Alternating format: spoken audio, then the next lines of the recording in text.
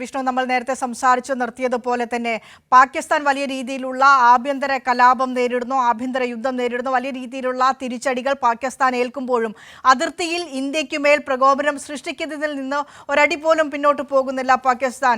ഇന്ന് രാവിലെ ജമ്മുവിലെ വിമാനത്താവളത്തെ കേന്ദ്രീകരിച്ച് വലിയ രീതിയിലുള്ള ആക്രമണം പാകിസ്ഥാൻ നടത്തുന്നു. കഴിഞ്ഞ ദിവസം രാജസ്ഥാനിലെ ജയ്സാൽമീറിൽ നിന്നും ജമ്മു കാശ്മീരിൽ നിന്നും 2 പാക് പൈലറ്റുമാരെ വിമാനം നിയന്ത്രിച്ചിരുന്ന 2 പാക് പൈലറ്റുമാരെ ഇന്ത്യ ജീവനോടെ പിടികൂടുന്ന ഒരു സാഹചര്യമുണ്ടായിരുന്നു. അതിന് തൊട്ട് തലേ ദിവസമായിരുന്നു പഞ്ചാബ് അതിർത്തിയിലേക്കും ഹരിയാന അതിർത്തിയിലേക്കും അതിർത്തി പ്രദേശം വരെ ഈ പാകിസ്ഥാന്റെ ഭാഗത്തുള്ള യുദ്ധവിമാനങ്ങൾ അതിർത്തി രേഖ വരെ എത്തി മടങ്ങിപ്പോകുന്ന ഒരു കാഴ്ച, ഒരു സാഹചര്യം ഉണ്ടായത്. അപ്പോൾ അത്തരത്തിൽ വലിയ രീതിയിലുള്ള പ്രകോപനം സൃഷ്ടിക്കുന്നുണ്ട്, ഒരു യുദ്ധസമാനമായ സാഹചര്യത്തിലേക്ക് കാര്യങ്ങൾ കൊണ്ടെത്തിക്കുന്നുണ്ട്. ഷെല്ലാക്രമണമായാലും മിസൈൽ ആക്രമണമായാലും ബോംബ് വർഷിച്ചുകൊണ്ടായാലും തുടർന്നു കൊണ്ടേയിരിക്കുന്നു പാകിസ്ഥാൻ.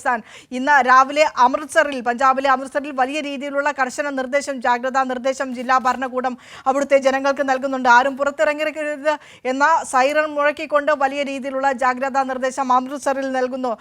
ഗുരുദ്വാരയിലേക്ക് വലിയ രീതിയിലുള്ള കടന്നുകയറ്റത്തിന് പാകിസ്ഥാൻ ഒരു കോപ്പ് കൂട്ടുന്നു എന്ന സ്ഥിരീകരിക്കാത്ത, ഔദ്യോഗികമായെങ്കിലും സ്ഥിരീകരിക്കാത്ത അല്ലെങ്കിൽ പുറത്തുവിടാത്ത ഒരു നിർദ്ദേശം സൈനിക ക്യാമ്പിന് ലഭിക്കുന്നു. അതിൻ്റെ അടിസ്ഥാനത്തിൽ വലിയ രീതിയിലുള്ള സുരക്ഷാ ക്രമീകരണങ്ങൾ അവിടെ നടത്തുന്നു. നമുക്കറിയാം, സിഖ് സമുദായത്തിൻ്റെ വലിയ പ്രാർത്ഥനാ കേന്ദ്രമാണ്, തീർത്ഥാടന കേന്ദ്രമാണ് ഗുരുദ്വാര എന്ന് പറയുന്നത്. അപ്പോൾ ആ രീതിയിൽ പ്രത്യേക വിഭാഗങ്ങളെ ലക്ഷ്യം വെച്ചുകൊണ്ട് പാകിസ്ഥാന്റെ ഭാഗത്തുനിന്ന് പ്രകോപനപരമായ നീക്കങ്ങൾ ഉണ്ടായിക്കൊണ്ടേയിരിക്കുന്നു. രാജസ്ഥാനിലായാലും ജയ്സാൽമീറിൽ നിന്നാണ് കഴിഞ്ഞ ദിവസം പാകിസ്ഥാൻ പൈലറ്റുകളെ അടക്കം ജീവനോടെ പിടികൂടിയ ഒരു സാഹചര്യം ഉണ്ടാകുന്നത്. രാജസ്ഥാനിൽ കനത്ത ജാഗ്രതാ നിർദ്ദേശം, സ്കൂളുകൾക്ക് അവധി പ്രഖ്യാപിച്ചുകൊണ്ട് വിദ്യാർത്ഥികളെ വീട്ടിൽ സുരക്ഷിതരായി നിർത്തിക്കൊണ്ട്, വിദ്യാർത്ഥികളായാലും കുഞ്ഞുങ്ങളെയായാലും സാധാരണക്കാരായ ജനങ്ങളെയായാലും വീട്ടിൽ സുരക്ഷിതരായി നിർത്തിക്കൊണ്ട് ഇന്ത്യൻ സൈന്യം അവരുടെ സുരക്ഷ പൂർണ്ണമായും ഇന്ത്യൻ സൈന്യത്തിൻ്റെ സുരക്ഷാ നിയന്ത്രണത്തിൽ ായിരിക്കുന്നു. ഇപ്പോൾ നിലവിൽ പഞ്ചാബും രാജസ്ഥാനും ഹരിയാന അടക്കമുള്ള പാകിസ്ഥാനുമായി അതിർത്തി പങ്കിടുന്ന ഗ്രാമപ്രദേശങ്ങളെല്ലാം തന്നെ. അപ്പോൾ അത്തരത്തിൽ വലിയ രീതിയിലുള്ള പ്രകോപനങ്ങൾ ഇപ്പോഴും കോപ്പുകൂട്ടുകയാണ് പാകിസ്ഥാൻ.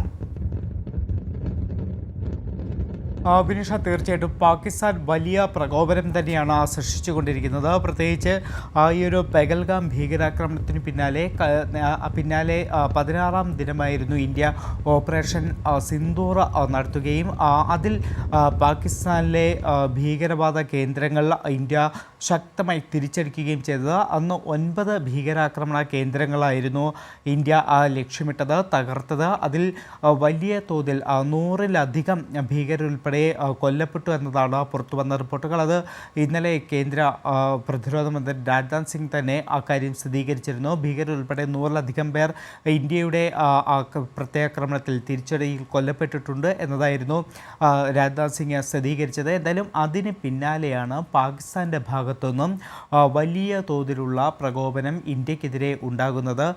പ്രത്യേകിച്ച് ലോകരാഷ്ട്രങ്ങളടക്കം പാകിസ്ഥാനോട് ഇത്തരത്തിൽ പ്രകോപനം ഉണ്ടാക്കരുത് എന്ന ഒരു ആവശ്യം മുന്നോട്ട് വെച്ചെങ്കിലും ഐക്യരാഷ്ട്രസഭയും അക്കാര്യം ഇത്തരത്തിൽ സംഘർഷം വഷളാക്കരുത് എന്ന നിർദ്ദേശം നൽകിയെങ്കിലും അതൊന്നും തന്നെ ചെവി കൊള്ളാതെയാണ് പാകിസ്ഥാൻ്റെ നീക്കങ്ങൾ ഇപ്പോൾ നടക്കുന്നത്. അതിൻ്റെ ഭാഗമായി വലിയ തോതിലുള്ള പ്രകോപനം അതിർത്തി മേഖലകളിൽ സൃഷ്ടിക്കുക, ഇവിടെ സാധാരണക്കാർക്ക് നേരെ ആക്രമണം അഴിച്ചുവിടുക എന്നതാണ് പാകിസ്ഥാൻ ഇപ്പോൾ ചെയ്തുകൊണ്ടിരിക്കുന്നത്. കഴിഞ്ഞ ദിവസം പാകിസ്ഥാൻ്റെ ഭാഗത്തുനിന്നുണ്ടായ വലിയ ഷെല്ല് ആക്രമണത്തിൽ 13 പേർക്ക് ജീവൻ നഷ്ടപ്പെടുന്ന സാഹചര്യമുണ്ടായിരുന്നു. 59 പേർക്കാണ് കാശ്മീരിൽ ഇത്തരത്തിൽ ഈ അതിർത്തി മേഖലകളിൽ പാകിസ്ഥാൻ്റെ ഷെല്ലാക്രമണത്തിൽ പരിക്കേറ്റത്. ഇന്നിപ്പോൾ പുറത്തുവരുന്ന റിപ്പോർട്ട് അനുസരിച്ചുകൊണ്ട് ഉറിയിൽ പാകിസ്ഥാൻ്റെ ഈ ഒരു ഷെല്ലാക്രമണത്തിൽ ഒരു സ്ത്രീക്ക് ജീവൻ നഷ്ടപ്പെട്ടു എന്ന റിപ്പോർട്ടാണ് ഇന്ന് പുറത്തു വരുന്നത്. അത്തരത്തിൽ പാകിസ്ഥാൻ വലിയ തോതിലുള്ള പ്രകോപനമാണ്